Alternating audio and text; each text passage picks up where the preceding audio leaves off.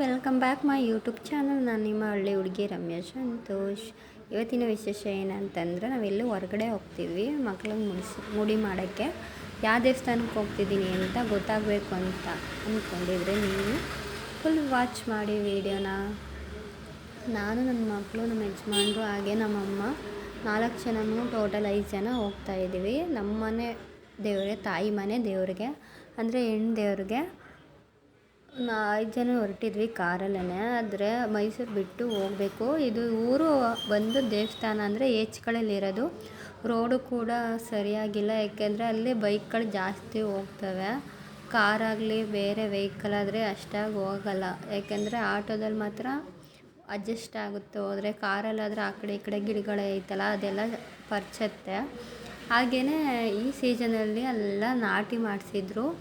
Full ಗದ್ದೆ ಎಲ್ಲ ಕೆಸರು ಗದ್ದೆ ಆಗಿ ನಾಟಿ ಮಾಡಿಸಿದ್ರು. ನಾವು ಅದೇ ರೋಡಲ್ಲಿ ನಡ್ಕೊಂಡು ಹೋಗ್ತಾಯಿದ್ವಿ ದೇವಸ್ಥಾನಕ್ಕೆ. ದೇವಸ್ಥಾನ ಹತ್ರ ಹೋಗ್ಬಿಟ್ಟು ಹೊಳೆಯಮ್ಮನಿಗೆ ಮತ್ತು ದೇವಮ್ಮನಿಗೆ ಮೇಲ್ಗಡೆ ಇರೋದು ಗರ್ಭದಲ್ಲಿ ದೇವಮ್ಮ, ಒಳಲಿ ಇರುವುದು ಹೊಳೆಯಮ್ಮ ಅಂತ ಕರೀತಾರೆ. ಅಲ್ಲಿ ಒಳಗಡೆ ದೇವಸ್ಥಾನ ಏನೋ ಐತೆ ಅಂತ ಹೇಳ್ತಾರೆ.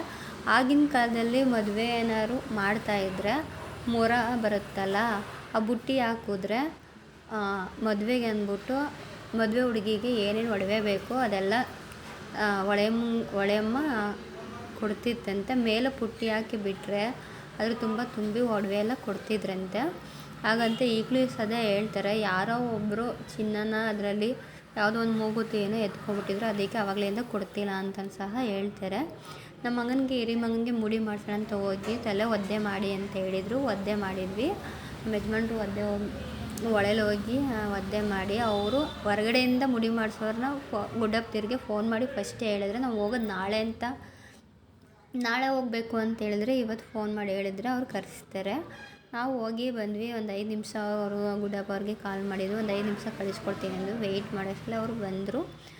ಹಾಗೆಯೇ ಮುಡಿ ಮಾಡಿಸ್ತಾಯಿದ್ವು. ನನ್ನ ಮಕ್ಕಳಂತೂ ಒಂದು ವರ್ಷದಿಂದನೂ ಮುಡಿ ಕೊಡಿಸ್ತಾಯಿದ್ದೀನಿ. ಒಂದಿನ ಮುಡಿ ಮಾಡುವಾಗ ಅಳುತ್ತಿರಲಿಲ್ಲ.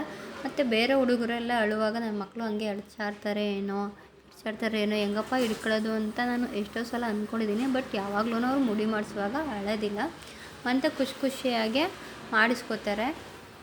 ಆಮೇಲೆ ನನ್ನ ಕಿರಿ ಮಗನೂ ಸಹ ಸ್ನಾನ ಮಾಡಬೇಕು ಅಂತ ಹೇಳಿದರು ನಮ್ಮ ಯಜಮಾನ್ರು. ಅವನಿಗೆ ಮತ್ತೆ ಸ್ನಾನ ಮಾಡಿಸ್ತಾಯಿದ್ರು. ಮುಳುಗಿಸಿ ಹೇಳಿಸ್ತಾಯಿದ್ರು. ಅವನಿಗೆ ತಣ್ಣೀರಂದರೆ ಇಷ್ಟು ತಣ್ಣೀರಲ್ಲಿ ಸ್ನಾನ ಮಾಡೋದು ಅಂತ. ಹಾಗೆ ಹೊಳೆಯಮ್ಮನಿಗೆ ಪೂಜೆ ಮಾಡೋಕ್ಕೆ ಅಂತ ಪೂಜಾರಿ ಸಹ ಬಂದರು. ಅವ್ರು ರೆಡಿ ಮಾಡ್ಕೊತಾಯಿದ್ರು. ಅಷ್ಟರಲ್ಲಿ ನಮ್ಮ ಯಜಮಾನ್ರು ಕಿರಿ ಮಗನಿಗೆ ಸ್ನಾನ ಮಾಡಿಸಿ ಬಟ್ಟೆ ಹಾಕೋಣ ಅಂದ್ಬಿಟ್ಟು ಅವ್ರಿಗೆ ಹಾಕ್ತಾಯಿದ್ರು. ಅಷ್ಟರಲ್ಲಿ ಅವ್ರು ಬಟ್ಟೆ ಎಲ್ಲ ಹಾಕಿ ಬರೋಷ್ಟರಲ್ಲಿ ಇಲ್ಲಿ ಪೂಜೆ ಮಾಡ್ತಾಯಿದ್ರು.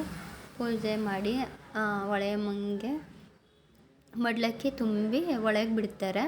ಹಾಗೆ ಇಲ್ಲಿ ಗರ್ಭದಲ್ಲಿರೋದು ದೇವಮ್ಮ ಅಂತ, ದೇವಮ್ಮಂಗೆ ಪೂಜೆ ಎಲ್ಲ ಮಾಡಿ ರಸಾಯನ ಬೆಲ್ದಾನ ಎಲ್ಲ ಮಾಡಿ ಪೂಜೆ ನೈವೇದ್ಯ ಆದಮೇಲೆ ಹೂ ಕೇಳೋರು ಕೇಳ್ತಾರೆ. ನಾವು ಸಹ ಊಟ ಎಲ್ಲ ಮಾಡ್ಕೊಂಡು ಮನೆಯಿಂದನೇ ಊಟ ಎಲ್ಲ ತಂದಿರ್ತೀವಿ. ಒಪ್ಪತ್ತು ಬಿಡೋಣ ಅಂದ್ಬಿಟ್ಟು ಊಟ ಎಲ್ಲ ಮಾಡಿ ನಾವು ಹೊರಡೋಣ ಅಂತ ಹೊರಡ್ತಿದ್ವು.